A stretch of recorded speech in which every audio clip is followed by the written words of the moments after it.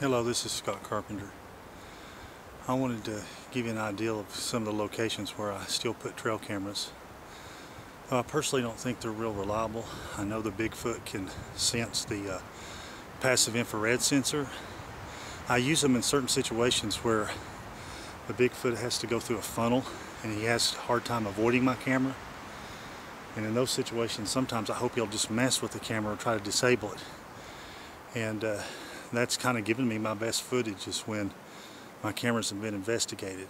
They don't stand out in front of the camera and pose, but they'll shake the camera, stick their eye in the camera. Sometimes you can get a partial face. So it's kind of the best we can do with the technology we have. But a couple years ago, I had been left a gift right here from a Bigfoot. It was wild mint, and I was actually sitting here flapping my jaws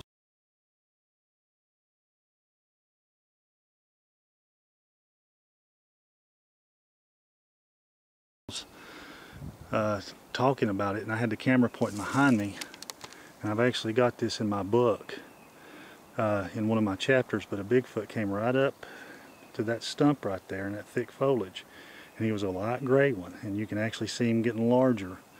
And there's a tree right down here. As he came up, this lower tree above my hand, he actually put his arm around that tree. And I've gone down in there, and he was roughly 7 foot tall. But he came through that thick foliage, and you can just see him getting larger and larger. Unfortunately, I don't realize he's behind me. I'm too busy talking to the camera.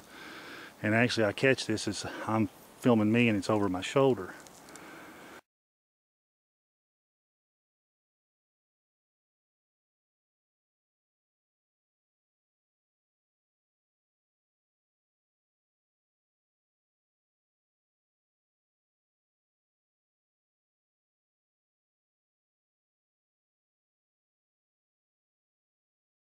Okay, I'm down in here in this mess. As you can see, it's very thick.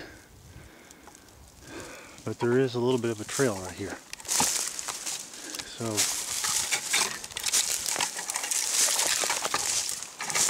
what I've done,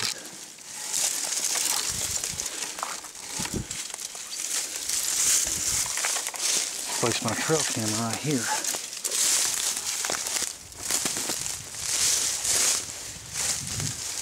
You can see there's a little bit of a trail. See how thick it is? But my best guesstimate is this is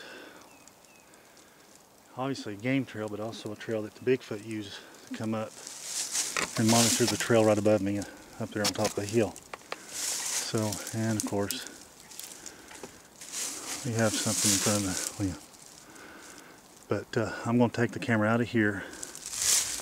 I'll relocate it, but for right now, as you can see, when all this grows up, this will be extremely snaky, and I definitely don't want to come down in here during the summertime.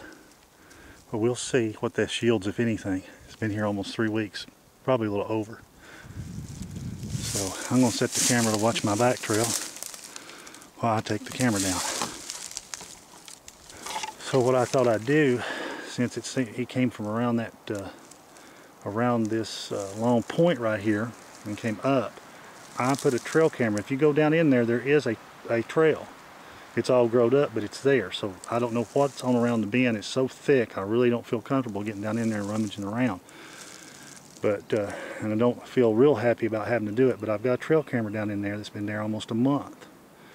And I'm going to go retrieve that camera before it gets too thick, because later in the year, this is March 10th. Check that, this is March 16th. This will get really thick with undergrowth, more than it is now, and extremely snaky. So I want to get that camera out of there before it gets too snaky. But this is kind of gives you an idea of my logic of where and why I place cameras now. And that's a choke point. If he's coming around this bend, watching people coming down this trail, you know, maybe I'd get a oops or once or twice, or even get him to investigate the camera.